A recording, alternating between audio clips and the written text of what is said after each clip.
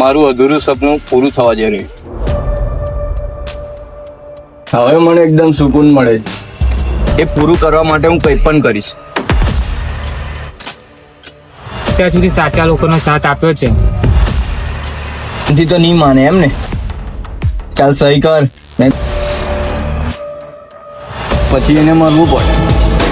ખાન તો તને પડી ગઈ હશે હું કોણ છું. એનો કેસ તારી પાસે.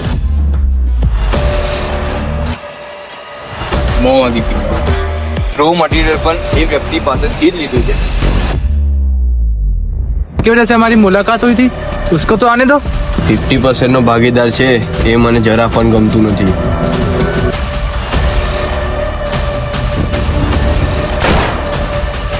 ગેમ તારા હિસાબથી રમાતી હતી.